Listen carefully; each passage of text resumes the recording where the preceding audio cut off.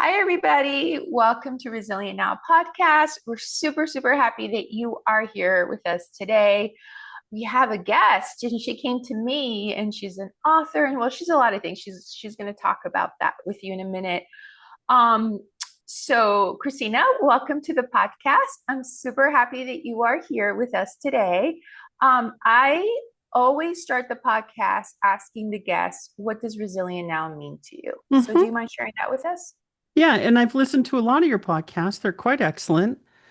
And my approach may seem a little different, but it has to do with my background, my professional background. I, I've I've had to live and work in places that require a lot of resilience. Mm. And to me, resilience is actually a toolkit. And when I was first trained over 30 years ago, we used the acronym PST, primary, secondary, and tertiary. So before you ever went into a situation or started a mission, started a task, there was always a primary plan, a secondary plan, and a tertiary plan, which is sometimes a plan, a contingency, and an exit strategy. So it kind of means that when you drive around in your car, you have blankets, food, and water. It's a weird way to live. It's a weird way to live, but it's been my professional career because as a former medic and a former firefighter, and then as a later as an emergency manager, I rolled into the places where other people were having their worst day. Mm. And they call for help. We all call for help when we've run out of the things we can do.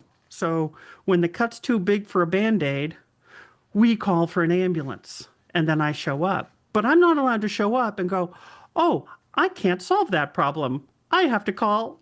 No. So, as part of this training since my very youngest years was make sure that I had either the skills, the resources, the phone numbers, the cash, whatever it took to make sure that whatever nasty, horrible thing was going to happen to me, my family, or my neighbors, or whoever randomly called me, I could be of benefit, that I could be of service to my community and those around me. And I've had horrible, dreadful things happen to me.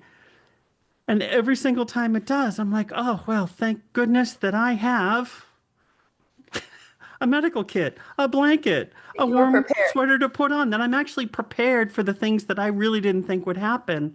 Okay, so that's what those words mean to you, resilient now. That is It's what that means to me is okay, okay. always a little go bag. So it's behind me. There's a little black backpack that is my office bag, and my office bag has medical gloves and a tourniquet. Oh my goodness, that's so great. I'm Yeah. glad. Okay, so I'm gonna before you start, I'm Yep. gonna explain a little bit of podcast to the people who are listening. So what Resilient Now podcast is, it's a place where you can hopefully come and hear somebody who's going through what you're going through right now. You know, Yeah. maybe you got a call. I'm just explaining this to the world. Maybe you got a call that your mother died. Maybe you got a call that you have cancer from your doctor. So my goal, my mission is to find you somebody who's actually gone through that. It's on the other side and Yeah. maybe give you a little hope, a little light. So we're really happy that you're here. I have a website. It's called Resilient Now podcast, and that's free. So all the speakers do land there. We're also on Apple, Spotify. Please subscribe. And YouTube. So, without further ado, Christina's going to share her resilient story, and I'm really, really looking forward to hearing it. So, you're on. Um. Well, I fell off of a roof 3 months ago, and I shattered Sorry. both wrists. And my primary job is writing. Everything that I do to make money involves writing, which means these things. And I ended. I'm coming through a 3 month period where I've been fully disabled. I've had injuries before. This is my worst. I've had concussions before. This is my worst.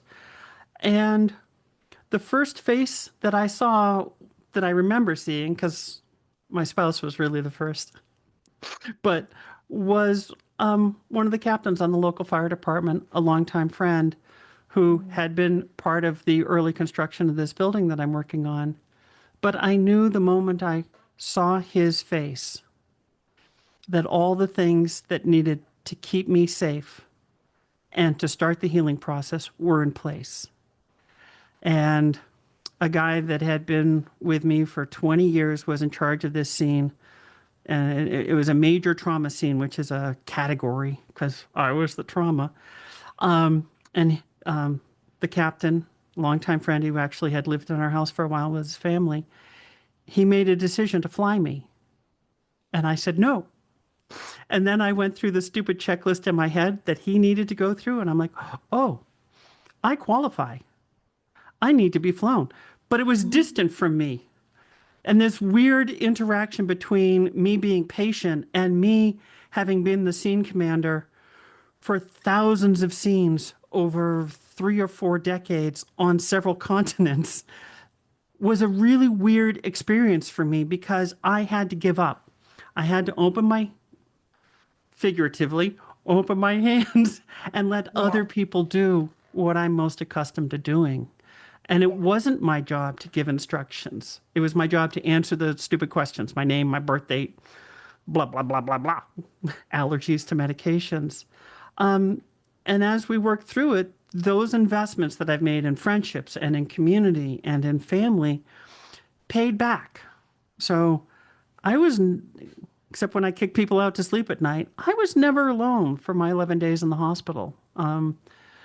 It was a great comfort. And even now, when my routine is, the occasional visit and intense PT, I'm surrounded by people that are, in fact, taking care of me. And yet, when I look around them, because we live in community, I took care of my PT lady's office computers 20 years ago. And she's taking care of my mother in law and my husband through multiple surgeries. And now it's my turn. So we're sitting there, we're talking about family, we're talking about community, we're talking about her husband while she's torturing me. And I grin and I bear it. But that to me is resiliency, is the fact that we have something in the bank, a figurative bank that we draw on and that we've invested in. And that's an important thing. It's hard for all of us when we hit rock bottom, and most of us have at some point, when you're pulled over on the side of a road, you're a dumb kid, your license plate expired, the tickets start coming, the cop says he's seizing your car, you're living in a place that you don't know people, and you yeah. just say, I can't get through this. And then you do, but then you say, wait, okay, bad things are going to happen to me. How do I accommodate that? How do I accept the fact that I will age, I will get sick, I will become disabled? It's just life. It's Yeah. just life. And if you look through these lovely, happy glasses that I'm invincible, that maybe I had at 20, you, the next step through my training is okay, then, well, I should do this. Well, we have a major storm coming in. It's -5 here in Vermont today. Oh my goodness.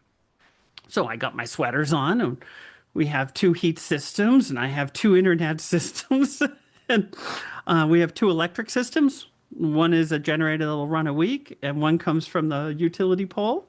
So you're prepared. Well, I'm prepared, but I feel not like, there are other people who would use that word in a more disciplined fashion, but this sense of, okay, we've got water and food and a freezer, and we can take care of ourselves for 3 to 5 days Mm. is part of that. And it takes a minute to think, oh, okay. And just drives my husband a little crazy sometimes with well, we need to have a spare for that. But that's all right. So do you mind sharing a little bit about your book?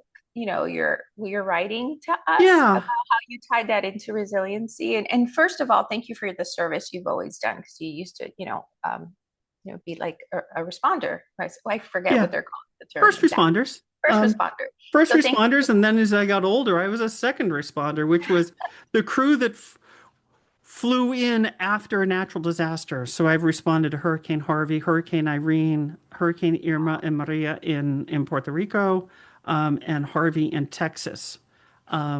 So I was on the very first commercial flight into Puerto Rico, October 1st, 2017, with a very well-known actor and his surgeon brother sitting in first class with me, and we were weeping as we flew down the length of the island, looking at the blue tarps over the roofs and just the destroyed houses. My writing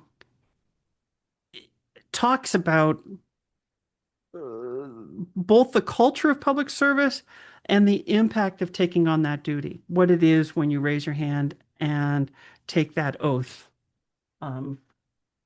There's a little document here that we all swear an oath to, and what is the importance of that. And then as you get to sort of this hair color, you sort of say, what damage did I do to myself? What are the lasting impacts? So a lot of my writing deals with people who are later in their careers in public service, public safety, Mhm. and how they respond to each other, how they respond to the public.